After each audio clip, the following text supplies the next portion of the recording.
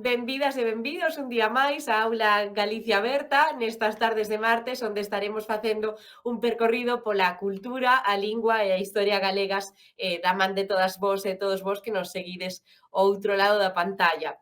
Hoxe, como xa ven sendo habitual, temos de novo un vídeo presentación, un vídeo onde se recolle a tradición oral das nosas cantareiras, esencialmente, e lévannos a un lugar concreto.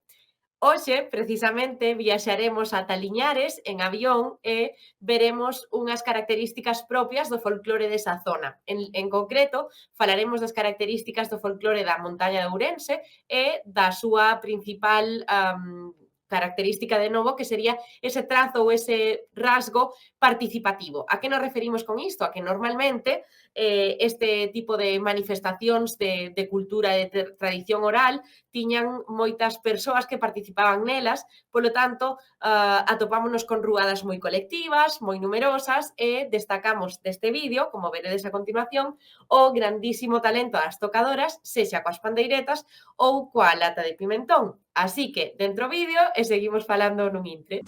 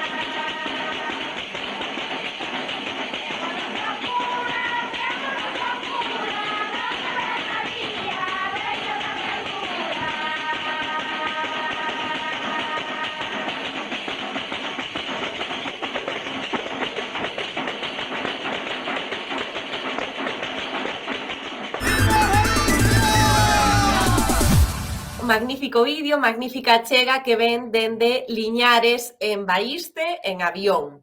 Tedes precisamente aquí nesta diapositiva unha imaxe da ermida de Santa Sabela que se atopa justamente neste lugar, nesta aldea chamada, Liñares, que pertence a Baíste, no concello de Avión da provincia de Ourense. Lembrades que na sesión pasada falamos precisamente desta distribución, desta división dos núcleos poboacionais en aldeas, parroquias, concellos e provincia. Polo tanto, iremos tamén todos os martes vendo onde é o punto exacto onde se localizan estes vídeos que introducen as sesións. Isto lévanos a falar directamente de Liñares, que sería a nosa aldea de hoxe, que pertence a esta comarca do Ribeiro. Seguro que a comarca do Ribeiro coñecedela por moitas outras cuestións máis alá da tradición oral, pero diremos que aínda que a comarca do Ribeiro é moi ampla e extensa e conta con núcleos poboacionais moito máis poboados que esta aldea, no caso de Liñares falamos de alrededor de 140 habitantes nos últimos datos que temos. Que significa esta cuestión? Que significa este número mínimo, non, de habitantes? Que se trata dunhas desas aldeas que non estando completamente despoboada, sí que é un lugar con pouca densidade de poboación, con poucas persoas que habitan nela e, ademais, a idade das persoas que habitan Liñares pois xa é unha poboación bastante envellecida, no sentido de que se non se atopan formas de repoboar de algún xeito, de activar a vida, non? Nestes lugares, co paso do tempo, probablemente pasará a ser unha aldea onde xa non habite ninguén. Isto tamén é importante noutro sentido, non? No sentido de servizos para a poboación destes lugares, que a menos número de xente, pois menos servizos, e ao final pois non resultan lugares tampouco atractivos para habitar neles. Isto traémolo aquí hoxe, esta cuestión da poboación ou da pouca densidade de poboación, porque é unha cuestión importante no rural galego e debemos non deixar de lado tampouco, non desatender o rural galego para que teña pois os medios, as facilidades e, polo tanto, sexan lugares que tamén están habitados. Neste caso, temos moitos lugares de interese arredor da aldea de Liñares, na parroquia de Baíste, no concello de Avión, destacamos esencialmente neste entorno xeográfico, a fervenza da Feixa, a fervenza do Rego de Riobó, calquera das dúas, hai máis fervenzas, pero calquera das dúas poden verse en calquera época do ano, e despois destacamos tamén o acueducto, de Barroso, que data do século XVII e cubre a distancia, cubre unha parte do río Folos, a eira de Cendós, que é unha construción é unha recollida, unha parcela que recolle construcións tradicionais para gardar alimentos, esencialmente cereais. Podedes buscar directamente a que nos referimos con esta eira de Cendós, porque a verdade é que é un lugar que paga moito a pena visitar, ou o Mirador de Avión, que nos dá unha vista maravillosa sobre esta parte da montaña dentro da provincia de Ourense. Festas e celebracións de interese. Neste caso, vamos directamente ao Concello de Avión e destacamos neste punto a festa mexicana. A festa mexicana neste caso, que é na honra ás persoas que emigraron a México. Celébrase normalmente en agosto, celébrase en agosto, a data ás veces varía, e aquí o que se fai é unha exaltación, digamos, dos produtos mexicanos e dos costumes mexicanos. Por qué? Porque, como curiosidade, probablemente ao mellor xa o sabedes, a poboación as persoas que habitan Avión, neste caso non falamos de Liñares, senón que falamos do concello en xeral. A maioría das persoas que habitan Avión ou viven a maioría do ano en México ou viviron moito tempo en México e viñeron para aquí na súa xubilación, no seu retiro, ou ben son fillas ou fillos de persoas mexicanas ou xa terceiras xeracións e demais. Isto confírelle ao Concello de Avión unhas características estruturais, non só socialmente, senón tamén na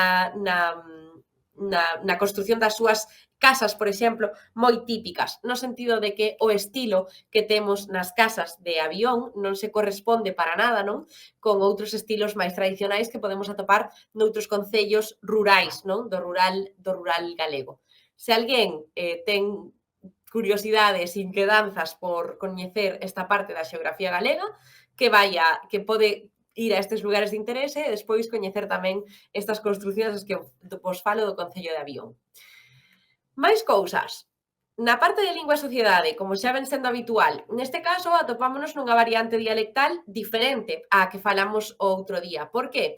Porque igual que o día pasado falamos do bloque occidental, da zona da área, pontevedresa, hoxe falamos de Ourense, polo tanto, falamos de bloque central e Liñares, máis concretamente, pertence, obviamente, a este bloque central ao que tamén pertence Ourense. Tedes de novo aquí este mapa dialectal de Galicia e aí vedes que a verdade é que as áreas, tanto a Luco-Ouriense como a Central de Transición ou a Mindoniense, son bastante amplas, digamos que os trazos dialectais están máis espallados ou ocupan máis espazo que o que o fan, por exemplo, no bloque occidental.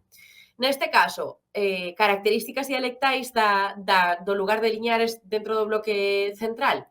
Pois a primeira, que difire co bloque do que falamos outro día, a ausencia de geada. É dicir, a realización do fonema G, da letra G, neste caso, sempre se vai facer sen geada. É dicir, non se vai a facer aspirada de ningún tipo. Imos ter, polo tanto, gatos e mangueras, non outra realización diferente a esta, vale? A parte disto, tamén destacamos a ausencia de seseo a gas ou implosivo nalgúnas zonas concretas. É dicir, podemos ter seseo implosivo, do que falábamos tamén outro día que existía na área pontevedresa, nese municipio concreto do que falábamos, e tiñamos probabilidade ou presenza, non, de seseo implosivo, que era este seseo que se produce no final das palabras. Tedes aquí o exemplo de luz ou de des, e no caso do bloque central apenas atopamos seseo únicamente algunhas mostras de seseo implosivo. Nunca imos atopar no bloque central seseo explosivo, é dicir, o que se dá en calquera parte da palabra. Por que? Pois unha curiosidade que imos ir introducindo hoxe xa. O seseo explosivo, o que se dá a principio de palabra ou na metade de palabra, é dicir, o que non é este que tedes aquí representado, o seseo explosivo é propio, é exclusivo das zonas de costa, prácticamente. Sí que ás veces podemos atopar algunha excepción, non? Pero sí que falamos de seseo explosivo cando falamos de zonas de costa. Verémolo tamén ao longo das sesións estes martes que estaremos xuntas. Outra cuestión, outra característica, mellor dito, da dialectal do bloque central, as terminacións dos substantivos, neste caso, a terminación en ao ou en aos para os substantivos masculinos e en a con acento ou en as, plural, para o feminino. Exemplos, irmao e irmá ao contrario de irmán e irmán das que falábamos do bloque occidental o día pasado. Fixádevos que isto tamén determina, como pasou na sesión anterior, o plural. Cando falamos de plural dentro do bloque central, falamos de plural sen N, sen NS, só en S. Polo tanto, temos plural rematado en S únicamente para avións ou camións, no canto de avións ou camións dos que falábamos outro día.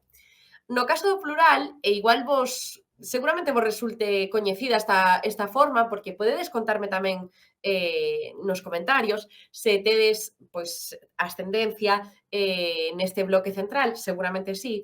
Igual non vos resulta moi extraño, pero sí que é unha das formas de plural, acompañando a outra que veremos do bloque oriental, é unha das formas de plural que máis chama atención ás persoas que non son coñecedoras dos bloques dialectais de Galicia. Por que? Pois porque a nosa variante estándar, é dicir, o noso galego normativo, se queredes, non recolle estas variantes dialectais. Iso tamén é necesario destacalo, non? Porque é certo que cando temos que aprender galego, por exemplo, en cursos normativos, non, de galego, ou cando aprendemos galego na escola, no instituto ou nas universidades, ou cando aprendemos galego para acreditar calquera nivel do CELGA, non nos imos atopar con estes trazos dialectais do bloque central probablemente, nin do bloque oriental case nunca. Por que? Porque para elaborar o noso estándar, a nosa lingua estándar, perdón, a lingua que se adopta como lingua normativa para o ensino, non? O que se colleron foron as características dialectais, perdón, máis empregadas, polo tanto, onde existe unha maior densidade de poboación, esas foron as características que se achegaron ou que se colleron para elaborar a variante estándar. E isto deixa de lado as zonas menos pobladas de Galicia, como poden ser o bloque central e o bloque oriental. Por iso, estes plurais en os ou en as, sen N, nos resultan ás veces tan raros para as persoas que teñen só contacto coa variante normativa, co galego normativo. Destacar que a verdade é que acabo coas características dialectais e destacamos unha cuestión tamén relacionada co estándar. No caso do bloque central, temos o pronome suxeito tú no canto de ti, que era o que tiñamos no bloque occidental, e ademais tamén no canto de ti normativo, que é o que temos no galego normativo. Neste caso, esta escolla obedece, igual que vos dicía co plural, obedece a esta normativa que se creou para a elaboración dun galego estándar e direivos que, aínda que exista un galego estándar, que é a ferramenta lingüística que se utiliza para ensinar o idioma, para ensinar a lingua nos lugares previstos para iso, non? A variante tamén que se dá nos medios de comunicación, esencialmente, nos libros, na prensa escrita, nas producións escritas e demais, aínda que teñamos esa variante estándar, ese galego normativo, non significa que non coñezamos ou que non falemos ou que non intentemos incentivar, non, ao mantemento das outras variantes dialectais. A que me refiro con isto? A que ningunha variante dialectal se debe penalizar en ningún lado, nin na escola, nin no instituto, nin nas universidades, nin no ensino en xeral, nin tampouco cando as vemos representadas, pois, por exemplo, nos medios de comunicación. Simplemente temos que entender que a variante estándar, o galego estándar, o galego normativo, se queredes, é unha ferramenta para o ensino e a difusión da lingua, pero iso non significa que teña que opacar, non? Ou colapsar os lugares onde as outras variantes se dan. É o caso concreto das variantes dialectais do bloque central que estamos vendo hoxe. Si que é certo que no vídeo que vistedes antes non se aprecian de novo rasgos concretos ou características dialectais concretas que pertenzan a este bloque central, porque a calidade do son que se escoita, pois pouco espazo deixa para a vocalización, non? Senón que sí que escoitamos a percusión, escoitamos a melodía e demais, pero pouco espazo nos deixa para saber exactamente que léxico se está empregando. Pero asegurovos que se viaxades pola zona do bloque central, por calquera destas áreas, destes concellos e destes lugares que se recollen aquí, podedes escoitar en vivo e en directo a variante dialectal do bloque central. Non só iso, senón que tamén podemos consultar esta páxina de A Nosa Fala, onde podemos escoitar as variantes dialectais de cada un dos lugares. Máis cousas. Sobre o vocabulario, hoxe falaremos, polo tanto, de entidades de poboación. Si que é certo que as introducimos outro día, pero para que teñades máis coñecemento, máis profundo, para que poidades empezar a empregar estes termos nas vosas producións orais e escritas do día a día, tedes aquí unha recollida de vocabulario relacionado coas entidades de poboación. Tedes un mapa, unha diapositiva, que é un mapa no lado dereito da diapositiva, e está numerado do 1 ao 14, se non me equivoco, do 1 ao 15, perdón. Polo tanto, cada un destes puntos obedece a unha cuestión de vocabulario. Neste caso, o número 1 sería a comunidade autónoma, polo tanto, o mapa de Galicia, non? Este mapa que temos aí delimitado nas 4 provincias. Comunidade autónoma sería o noso punto de partida e despois temos o número 2 que marca unha capital. Neste caso, a capital que temos de Galicia sería Santiago de Compostela, tedes aí situado tamén o 2 no mapa, que nos leva directamente ao número 3. O número 3 sería unha entidade provincial, unha provincia, neste caso temos a provincia da Coruña, onde se atopa a capital de Galicia, Santiago de Compostela, e lévanos directamente ao número 4, que sería unha cidade. O 4, tedes aí a cidade de Lugo, está xa na outra provincia, na dereita, na provincia de Lugo, e temos o 5, que é un concello, tedes aí, sae bastante pequeniño, pero sae o concello de Piornedo, e lévanos o 6, que sería a comarca da Terra Chá. Fixadevos, sobre comarcas tamén medio introducimos o tema o día pasado, pero sí que será unha cuestión da que tamén falemos aquí ao longo de todas estas sesións. No número 7 temos unha vila sería unha entidade menor, como vos dicía o día anterior, e no mapa tedes situado Xinzo de Limia. No 8 tedes unha parroquia, a parroquia que temos aquí sería a parroquia de Freixoeiro. Lembrade que estas parroquias eran esas entidades marcadas por unha división eclesiástica, é dicir, un grupo de habitantes, un grupo de casas que pertencen a un mesmo núcleo eclesiástico, polo tanto, a unha mesma igrexa normalmente. E seguimos correndo neste mapa de vocabulario sobre entidades de poboación. Temos no 9 unha aldea, lugar ou barrio. O 9 aquí sitúanos directamente no bolo, tedela aí tamén moi en pequeniño na provincia de Ourense cara a dereita, e podemos falar de aldeas, como falamos outro día, ou como falamos no caso de Liñares, non? Podemos falar de lugares, hai aldeas que pertencen a outros lugares, ou podemos falar de barrios. Neste caso, aldea e lugar, moitas veces son cuase sinónimos, no sentido de que en moitas ocasións emprégase aldea ou lugar de forma sinonímica, como significando o mesmo, pero non sempre significan o mesmo, porque ás veces os lugares son outras entidades divisorias do territorio dentro das parroquias. É dicir, dentro das parroquias pode haber lugares nos que haxa aldeas. Pero entendo que isto moitas veces pode crear confusión, porque a verdade é que é dividir en moitos sectores, en moitos fragmentos, non? As entidades poboacionais galegas. No caso dos barrios, sí que é certo que os barrios obedecen máis a lugares máis ia dicir industrializados, pero non é exactamente iso, senón que obedece máis a entidades de poboación que se atopan xa nas cidades. Sí que podemos falar de barrios aí, pero no caso do rural galego non falamos de barrios, falamos de lugares ou de aldeas. No 10, ponte, é como nomeamos a esas construcións, non? Que nos permiten cruzar dunha beira dun río, por exemplo, ou dunha ría cara a outra, tedes na 10, sitúavos directamente pois aí a Ponte de Rande, unha das pontes máis longas, se non a máis longa de Galicia, 1500 e pico metros, 1558 creo que son, 1500, 1500 metros que cruza unha das partes máis estreitas da ría de Vigo e permite comunicar pois, un lado da ría co outro, esencial pois, para viaxar, por exemplo, de Pontevedra a Vigo.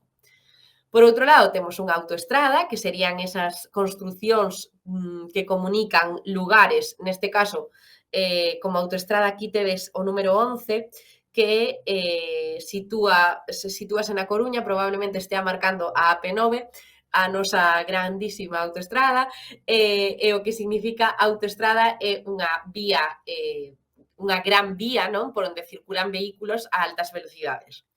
A parte diso, temos as estradas, que serían esas outras construcións menores das autoestradas que comunican pois lugares que están máis preto, digamos, as autoestradas son de longo trazado e as estradas son dun trazado menor.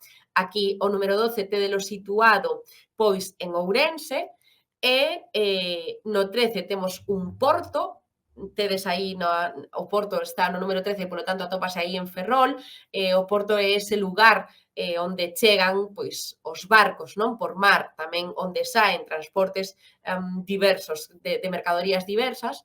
E no 14 temos o aeroporto, onde se atopan, polo tanto, os avións. Neste caso, sabedes que temos 3 aeroportos en Galicia e todos se atopan pois nesa parte máis occidental.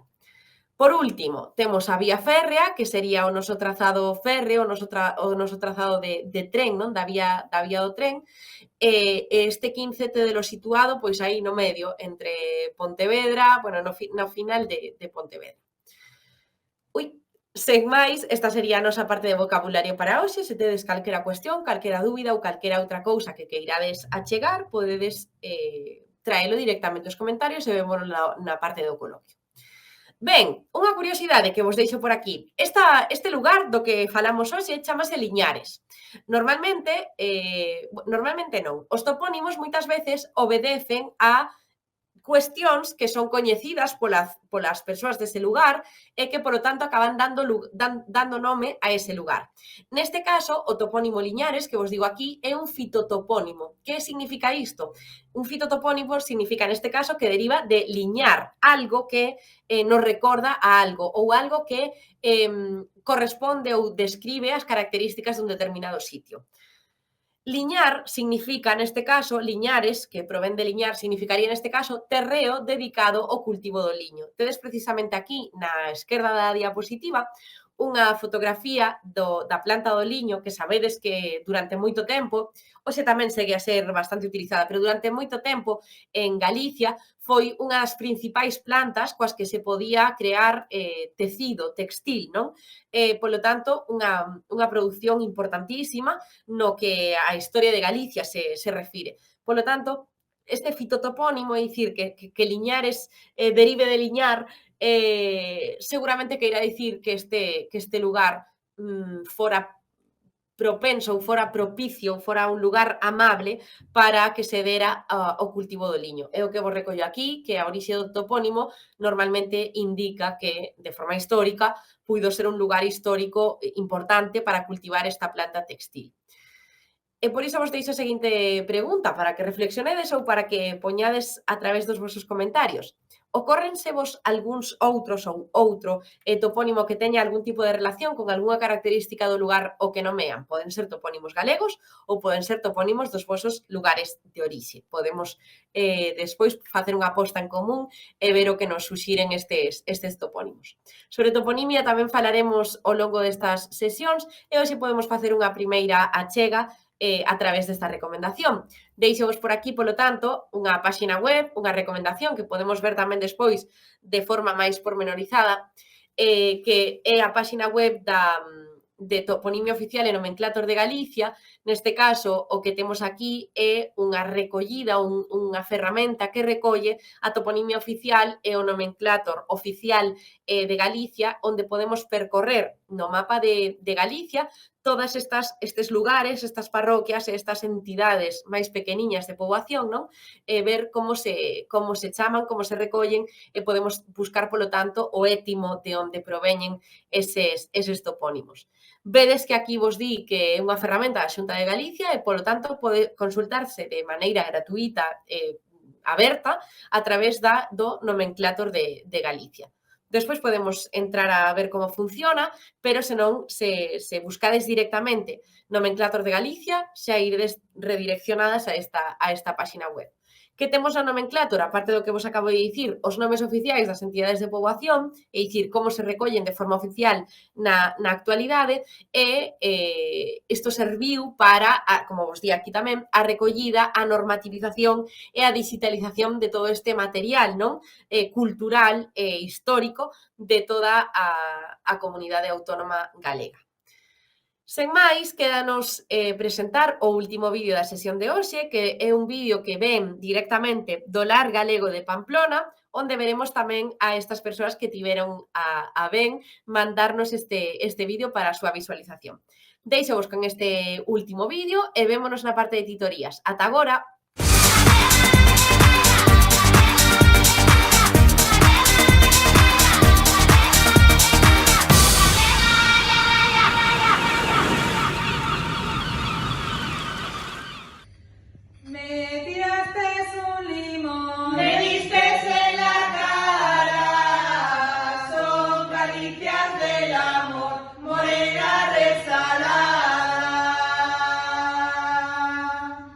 Me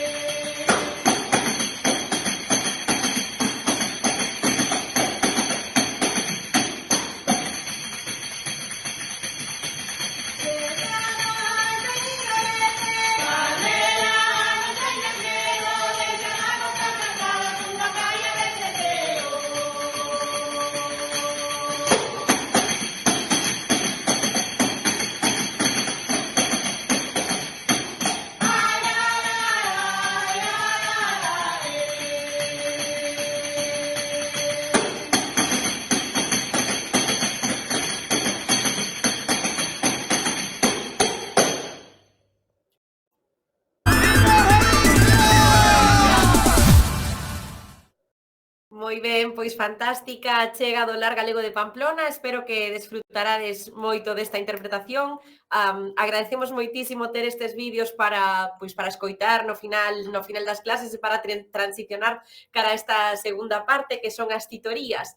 E como vos dicía na última parte da clase de hoxe, tiñamos unha ferramenta recomendada de acceso libre, non? Que é ese nomenclator de Galicia. Aproveito para lembrarvos que no material complementario a estas sesións que tedes colgado na páxina web de Galicia Aberta, pois tedes as diapositivas dende as que podedes acceder a esta páxina web. Con todo, para falar así brevemente de como funciona esta ferramenta online, direivos que unha vez entrades, creo que estades vendo por aquí a pantalla, dinvos que, bueno, estou mentíndovos, en realidade entrades aquí e dadeslle a busca de topónimos e aquí xa vos aparece un menú con varios despregables onde podedes ir escollendo as opcións que máis vos interesen. Neste caso, podemos seleccionar as provincias, calquera das 4 provincias, se nos interesa, pois hoxe falamos de Ourense, non? Pois imos ver Lugo, por exemplo, para movernos un pouco. Podemos buscar directamente un concello, podemos buscar unha parroquia tamén directamente ou podemos buscar un lugar. Que podemos facer tamén? Se non queremos ir concretamente a ningún sitio, darlle a buscar e directamente aparecennos pois un montón de lugares por aquí. En total aparecennos 11.775 lugares atopados, están ordenados por orde alfabética, neste caso todos da provincia de Lugo, e aquí temos os concellos, as parroquias e os lugares. E podedes pois observar o que pasa por aquí, descargar unha táboa de datos, un CSV para pois guardar para os vosos intereses ou o que sexa, ou podedes facer búsquedas directas ou búsquedas guiadas tamén. Se seleccionades esta opción da búsqueda guiada, o que fai é que vos deixa escoller directamente nos despregables pois os lugares, os concellos ou as parroquias, en lugar de facelo vos de cero, como era o outro caso, ou en lugar de buscar en toda a provincia directamente. Para que serve esta ferramenta? Para que serve este servizo? Pois para ter coñecemento, non, de todo o nomenclator de Galicia. Aquí tedes na introdución pois un pouco para que serve isto, como está recollida, polo tanto, a toponimia oficial, e aproveito tamén para dicirvos, para lembrarvos que antes non houve ocasión, que dende hai uns anos, debido á Lei de Normalización Lingüística que se aprobou a finais do século pasado, moi a finais, falaremos desto tamén nalgúna das sesións, os topónimos en Galicia están galeguizados, no sentido de que moitos topónimos que antigamente empregábamos cunha forma españolizada, castelanizada neste caso, pois agora o uso oficial é o topónimo en galego. Polo tanto, igual coñecedes certos topónimos que están castelanizados, que os tratastedes así de sempre, pois porque as vosas nais, pais, familias ou ascendentes en xeral falaban así deses lugares, pero agora a norma indica que se volva a galeguizar os topónimos. Deixovos por aquí, deixovos a ferramenta por aquí para que poidades botarlle un ollo e se tedes calquera dúbida, pois tamén a podedes tratar e consultar nalgúna das vindeiras sesións. Non sei que tal van os comentarios de hoxe nesta parte de titorías. Sei que tiñamos aí que vos lancei así algunhas preguntas, a ver que me contades. Dicen que se llama avión porque la mayoría de personas estaban en América. Pois probablemente isto sexa unha lenda urbana, non? Destas que se crean moitas veces en relación a nomes de lugares, en relación á sabedoría popular en xeral. O topónimo de avión, neste caso, temos que dicir en honor á verdade, en honor ao étimo e a evolución etimolóxica, non? A evolución histórica do topónimo, diremos que o nome de avión ven dado polo río Avia. En concreto, esa raíz, a V, ou tamén a súa outra realización, que sería AU, é unha raíz indoeuropea que fai alusión á auga. Moitos lugares nos que pasan ríos, nos que hai movimento de auga de algún xeito, teñen esta raíz indoeuropea e dan lugar a certos sitios. Neste caso, o topónimo provén de aí, desta evolución, non, de raíz indoeuropea, e non só iso, senón que co tempo, co paso do tempo, coa evolución tamén do propio topónimo, tamén se di que pode aludir a unha ave, un tipo de ave que se chama avión, pero nada ten que ver nada tería que ver con estes movementos migratorios, non, de persoas neste caso, senón máis cos elementos da natureza. Que, por certo, aproveito para dicirvos que é unha das formacións toponímicas máis típicas, o de atender a natureza que rodea determinado sitio e nomear dese xeito, pois por esas características naturais, xeográficas e do terreo e demais, e o máis típico é poñer os nomes dos lugares según a contorna que os arrodea. Pero vaya, que un pouco de misticismo ou de lenda urbana arredor dos topónimos tamén sempre houbo e sempre seguirá habendo. Algúnha cousa máis que teñamos por aquí? Vale, dignos polo chat, desculpade que teño que poñer as gafas. Meu avó era da Lama, topónimo. Entendo que me preguntas a orixe do topónimo Alama. Bueno, podes contestar polo podes contestar polo chat. Pois a verdade, agora mesmo non che podo dicir exactamente de onde provén ese topónimo, pero podemos anotalo para a próxima vez, para a próxima semana, para explorar de onde cal é o étimo latino ou cal é o étimo anterior, non? Cal é a evolución etimolóxica deste topónimo. Porque é certo que detrás de, como vos dicía antes, detrás de todos os topónimos, igual que acontecía con outros exemplos que xa trouxemos aquí, sempre hai algunha historia de evolución da lingua ou algunha historia que seguro que vos ha de interesar, así que podemos traelo para a próxima clase. Grazas tamén por deixalo no chat. Creo que non temos ningunha pregunta máis por aquí. Creo que vos dicía, creo que vos comentaba, non? Na parte anterior, que se coñecíades vos algún topónimo relacionado con algunha característica do lugar que nomean, por exemplo, o exemplo que pois, por exemplo, o exemplo que acaban de preguntar de avión, por exemplo, ou outra cuestión como a de Liñares ou calquera outra que se vos ocorra. Seguro que se pensades un pouco ou se facedes un pouco de introspección, seguramente vos saian moitísimos, porque xa vos digo que a toponimia de Galicia, como podedes ver nese nomenclator, é impresionante. Temos nomes para moitas cousas, temos nomes moi diversos para moitas cousas e, sobre todo, temos unha distribución do terreo temos unha distribución do terreo en terreos, en parcelas moi pequenas, non? Temos, pois, igual que vos dicía, que nomeamos lugares, que nomeamos parroquias, que nomeamos concellos, que nomeamos de forma moi desagregada, non? De forma moi, desde o moi pequeno ao máis grande. Pois iso fai que teñamos unha toponimia riquísima e por iso tamén é un ben lingüístico, histórico e lingüístico e sociolingüístico, polo tanto, que debemos conservar e que debemos protexer. Hai abondos traballos sobre toponimia en Galicia que son ben interesantes, podemos tamén falar de algúns deles ou de algunhas curiosidades ao longo destas sesións, se é un tema que vos causa interese. Creo que temos unha pregunta. Ben, dinos por aquí Laura Corval, dixo, miña nai naciu en Buxán, Val do Dubra, A Coruña. O nome é polos buxos do lugar. Claro, pois fixádevos, o exemplo que trae Laura é maravilloso. Igual que ese Buxán que nos di Laura do Val do Dubra, probablemente se buscades nese nomenclator, nesa ferramenta da que falamos antes, probablemente teñamos moitos buxáns ao longo de toda a contorna galega.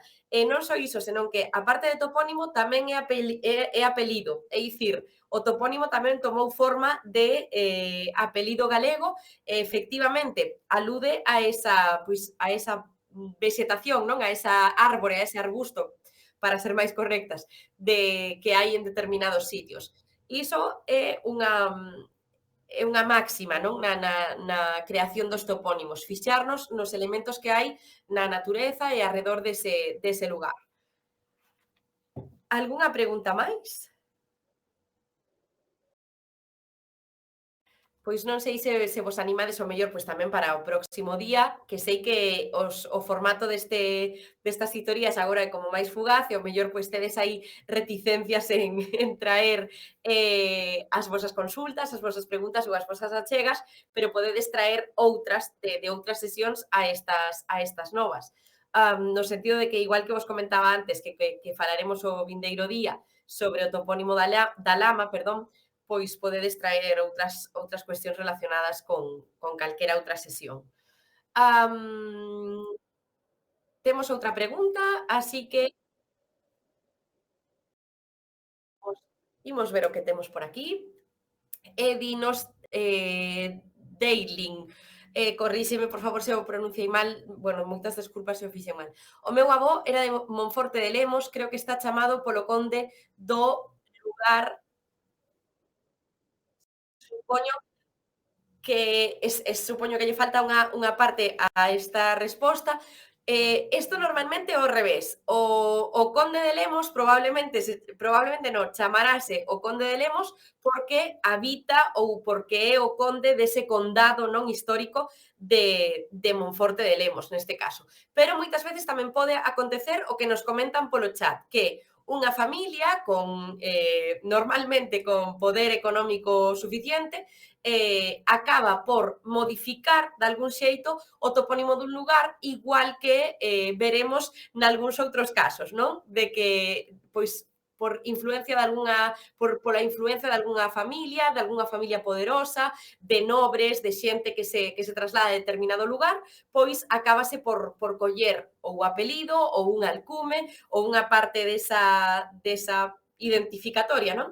Desa familia concreta e acaba por pasar a formar parte do topónimo dese lugar. Así que moi ben traída esta pregunta e que saibades que é unha operación moitas veces de dobre sentido, non? De dobre vía, no sentido de que pois podes ti, como persoa subxectiva, como suxeito, digamos, único, ou a túa familia pode adoptar esa vinculación no nome ao lugar, como pode ser referido a un condado, a un marquesado, o que sexa, pero tamén pode ser ao revés, que a influencia da familia poderosa, da persoa poderosa, do que sexa, pois inflúa directamente tamén en como nos referimos ao lugar onde habitaron ou onde habitan.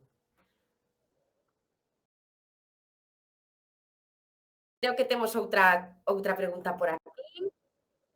Pode ser o concello do meu pai, o Rosal, dignos. Claro, o topónimo do Rosal, pois probablemente veña directamente de que era un lugar onde se daba de forma abondosa ou frondosa este tipo de árbore, non? De arbusto. Perdón porque os estou clasificando todos mal. Pois probablemente estes topónimos veñen precisamente diso.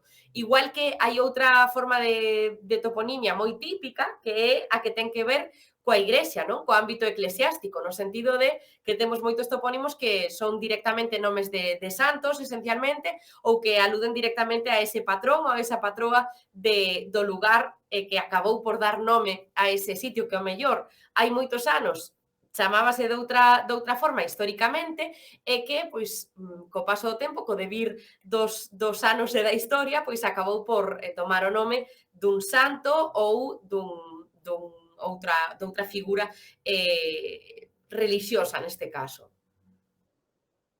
E temos un par de preguntas máis, a ver, dinos Pati, hola, meu avó o seu apelido era Teijeiro, gustaríame saber o seu significado, grazas. Fixadevos cos apelidos, pois tamén podemos tratalo o próximo día. Desculpade que o vou apuntar. Neste caso, o dos apelidos, xa que o traes aquí o chat, direivos o seguinte, cos apelidos pasou un pouco ao longo da historia de Galicia, pasou un pouco, non pasou o mesmo, que coa castelanización dos topónimos que tiñamos na comunidade autónoma, non? Que foi? Que sufriron, pois, precisamente iso, un proceso de castelanización. Polo tanto, hoxe en día temos apelidos que son Teijeiro e apelidos que son Teixeiro. Ben porque haxa apelidos que non se castelanizaron, ben porque haxa xente que decidiu retomar a forma galeguizada do seu apelido. Polo tanto, diremos que os Teijeiro históricamente todos eran teixeiro, todos.